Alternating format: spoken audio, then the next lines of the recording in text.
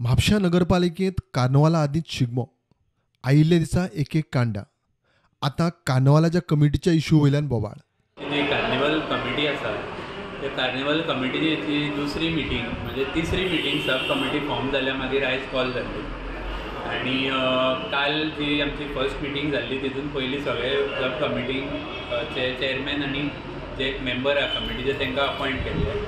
आयज एक बरेंच व्हडलें नाटक सगळे रुलींग कावन्सिलरांनी केलां जे तांकां मे बी सोंसूंक जायना की बाकीचे जे ऑपोजिशनान आसा किंवा जे आपले कोण फेवर करपी जे लोक आसा ते सोडून भायर कमिटी फॉर्म जाल्या म्हणून सगळ्यांचे मेजॉरिटीन जे कावन्सिलर कांय एबसेंट आशिल्ले तेंच्यांनी अशें सांगलें की आमकां सारकें प्रॉपर चॅनलान हें येवंक ना म्हणून शेशांकूच सदांच हें मारता बोवाळ घालता की तुमी सारकी नोटीसी धाडा कायद्यान कितें तें करा अशें हें करता म्हणून. सो आमी तें डिसायड केलें की आतां नोटीसी धाडून सारकें कायदेशीर या म्हणून त्या दिसा स्क्रॅप केले कमिटी आनी परत आयज.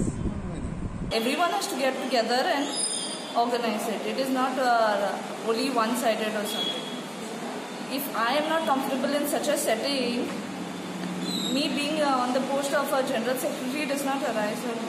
आम्ही काउन्सिलर हे कार्निवलाक जावन फाल्यां शिगम्याक सगळे जाण आसतले, सगळे जाण बरोबर आसतले. पूण म्हापशेकार आनीक आसा न्हू म्हापशेकार यूथ आसा तांकां फुडें हाडून खंय तरी एकटे हाडून एक बरो पैकी प्रोग्राम करपाचो असो प्लॅनिंग केला. पालिकेचे बसकेत आयिल्ल्या पत्रकाराचो खंय नगराध्यक्षान अपमान केलो.